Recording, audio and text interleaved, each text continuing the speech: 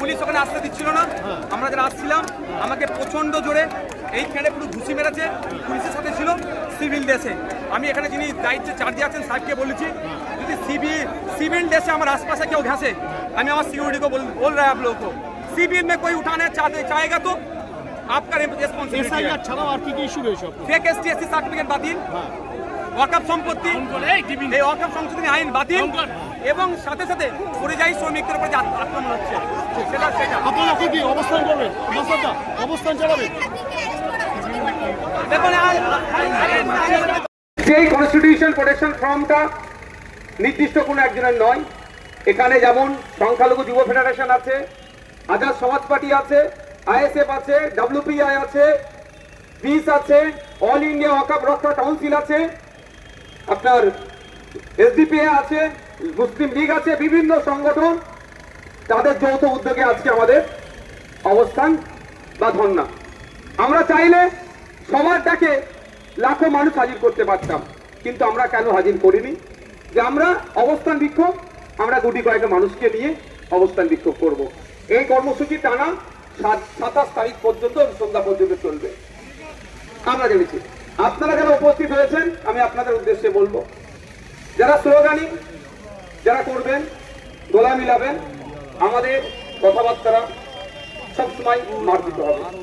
আমাদের লিডাররা আগে আলোচনা আমরা করে নিয়েছিলাম, কোন রাজনৈতিক দলের কোন সামাজিক সংগঠনের আমরা পতাকা রাখবো না, শুধুমাত্র থাকলে আমাদের জাতীয় পতাকা থাকবে। নিশ্চিতভাবে দেখতে পাচ্ছেন বিভিন্ন ভাবে আমরা এসেছি, কিন্তু আমাদের কারো হাতে জাতীয় পতাকা ছাড়া কোনো ঝান্ডা আমরা রাখছি না। তো বন্ধুগণ, আমাদের সাথে এখন অফিসাররা এসে কথা বলেছেন, অনেক গল্প শুনিয়েছেন। সেই গল্প তো আমরা মিডিয়ার মানুষ ভাই তো অনেক গল্প শুনিয়েছেন, আমরা প্রতি উত্তর দিয়েছি, তিনি আমাদের কাছে টাইম চেয়েছে। আমি আপনাদের কাছে একটা কথা বলি, কামরুজ্জামান ভাই যে কথা বলেছেন যে আমরা ধর্ণামঞ্চে যাব, ধর্ণামঞ্চে গিয়ে যেখানে আমরা অবস্থান করবো সেখানে গিয়ে আলোচনা হবে। তারপরে ওনারা টাইম চেয়েছে, আমরা টাইম নিচ্ছি।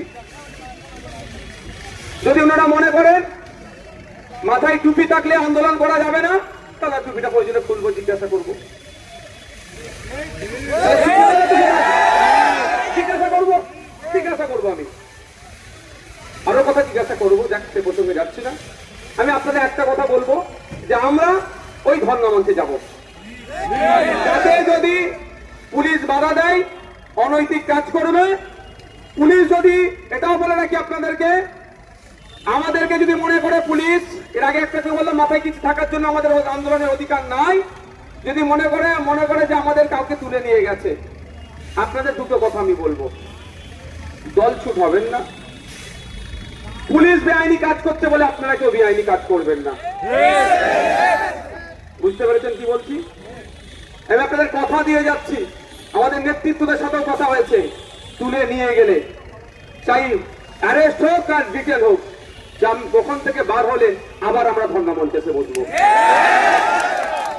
আমাদের নেতৃত্বদেরকে খুঁজে নিন, ইমতিয়াজ ভাই, তৌহিদ ভাই, জামান ভাই, যারা আছেন, হাকিবুল ভাই, সব এক সপ্তাহ কাপড় নিয়ে এসেছি আমরা, এখানে এসে আমরা বসবো। এটা মাথায় রাখবেন। সুতরাং দলছুট হওয়ার প্রয়োজন নাই, আর অনৈতিক কোনো কাজ করার। আমাদের দাবিগুলো কি কি? আমাদের বিশ্বজিৎ মাইতি, লক্ষ্মীকান্ত হাসদা, তাপস ব্যানার্জি, আরো যে সমস্ত নেতৃত্বরা এসেছেন, সবাই ঐক্যবদ্ধ। কেন? যে সংবিধানের উপরে আঘাত দিচ্ছে ওয়াকফ নিয়ে, এসআইআর এর নামে নাগরিকদের মধ্যে হয়রানি তৈরি করার চেষ্টা করছে, আতঙ্কিত করার চেষ্টা করছে, যাকে তাকে নাকি ডি ভোটার বানিয়ে দিচ্ছে। বিহারে দেখলাম বেঁচে আছে তাকে মৃত ভোটার ঘোষণা করছে। এটা বন্ধ করতে হবে। ফেক এসটি সার্টিফিকেট রমরমা হয়ে গেছে সারা পশ্চিমবাংলায়। 1 কোটি এসসি সমাজের মানুষ নাই, 1.5 কোটি এসসি সার্টিফিকেট দিয়ে দিয়েছে।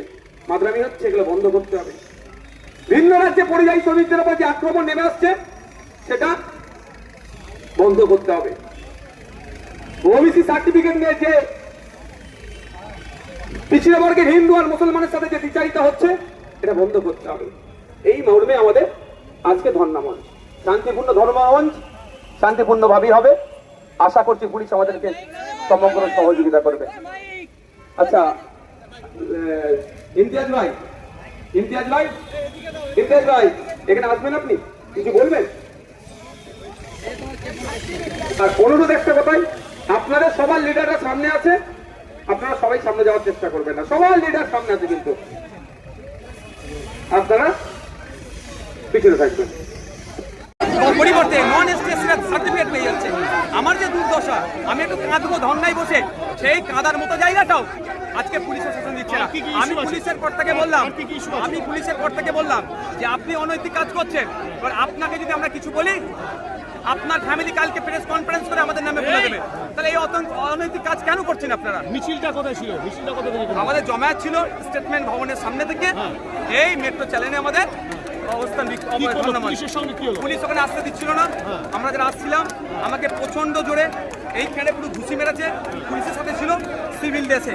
আমি এখানে যিনি দায়িত্বে চার্জে আছেন সাহেবকে বলেছি, যদি सिविल ড্রেসে আমার आसपास কেউ घासे, আমি আমার সিকিউরিটি को बोल रहा है आप लोगों को, सिविल में कोई उठाने चाहेगा तो आपका रेस्पॉन्सिबिलिटी है। ছাড়াও আর কি কি ইস্যু রয়েছে? फेक एसटीएससी সার্টিফিকেট বাতিল, ওয়াকফ সম্পত্তি, এই ওয়াকফ সংশোধনী আইন বাতিল, এবং সাথে সাথে পরিযায়ী শ্রমিকদের উপর যে আক্রমণ হচ্ছে সেটা আপনারা কি অবস্থান করবেন?